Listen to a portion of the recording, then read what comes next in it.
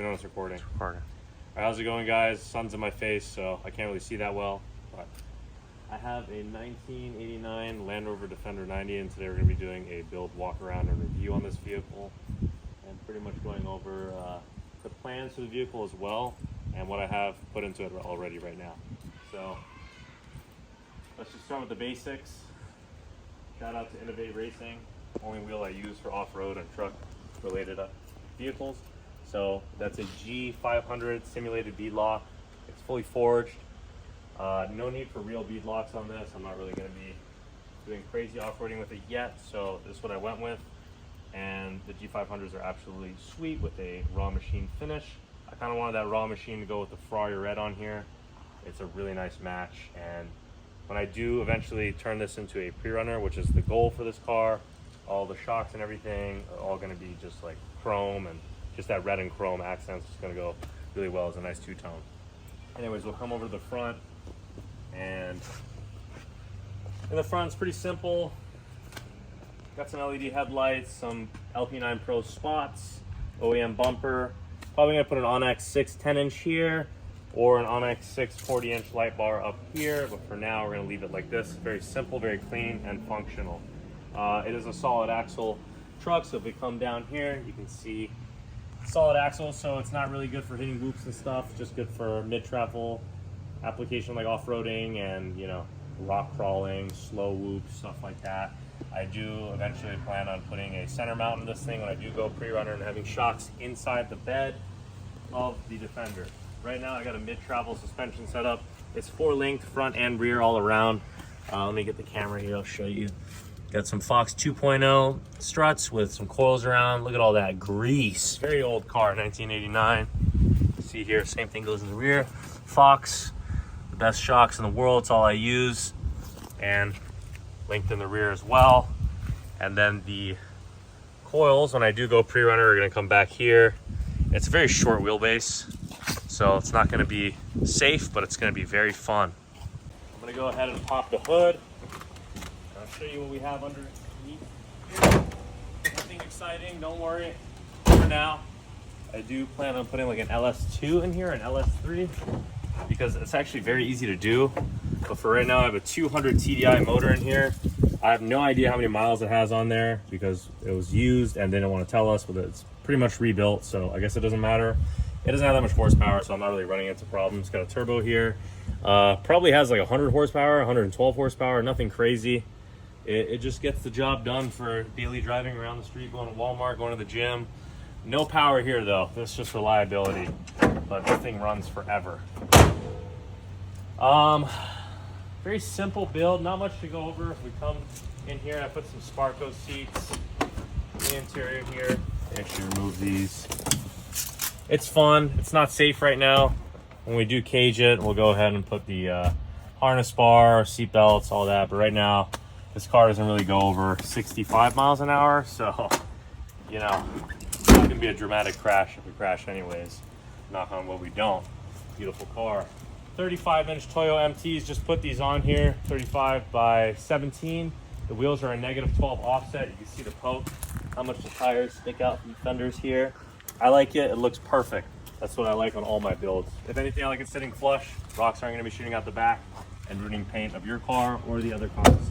In the rear, probably my favorite, a Yeti cooler. I know, I'm that guy, but summer's approaching. Gonna be using this car to go to the wakeboard parks, hanging out with people, going camping. So they had the same red as the paint. I had to get it.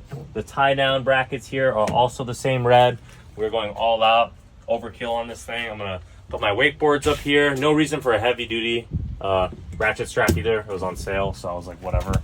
But we used to have seats in here, and they were just sitting a little too high. So whenever you sit back here, everybody's hitting their head on the roof. It was pointless. So we're just down to the sheet metal, and everyone just sits on that. Like I said, not safe. It's just like a old 80s party vehicle. Have fun, do summer activities. But when we do the cage in here, the coilovers, bypass are all going to be here. A lot of people who do turn these into pre-runners kind of extend the cab a little bit. I hope I don't have to do that. I want to keep it kind of simple and fun, not overkill.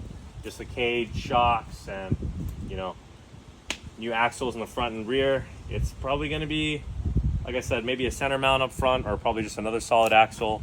I think either way is going to be a lot of work. Solid axle is obviously going to be the easiest compared to switching to a center mount.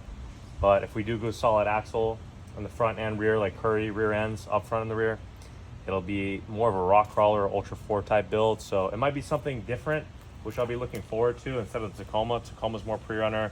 This could be kind of like an Ultra 4 build, rock crawling, you know, aggressive rock crawling, not like slow stuff build here. And then the next pre-runner will be for crazy high speed. A lot of builds going on, a lot of projects. So very excited. A lot more videos to come to Dune Serpents on YouTube on all these builds, all the coverage and the process. But yeah, so if we look around, this is kind of like the color schematic that I'm going for, even when the build's going to be completely done. I just love the red, silver, and the gloss black. It's simple, it looks good, it's retro, and it's functional. The sun is beating on this pretty bad. The hood is faded. I've been using a lot of cleaning products to bring it back to life. Shout out to my sponsor, Lithium Elixirs. They have a product called Color Crush. It brings the red. It makes it pop a lot more than what it used to be, because this thing was like completely pink from the Florida sun. I do cover it, but I am using this thing to do chores all the time, like dirty chores. Like my truck bed's already occupied in my Tacoma, so I take this thing to the gym, I take it to Walmart, and I don't really have time to keep covering and uncovering the car. It doesn't fit in the garage, it's too tall. Got a snorkel there, forgot to mention that. We are in Florida. I haven't used it yet. It's just too clean. I don't really like going in the swamp because you don't know how deep it is.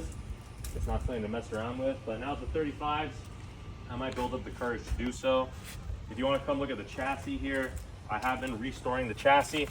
If I do go Ultra 4 and all that, I think I'm still gonna build off of this chassis.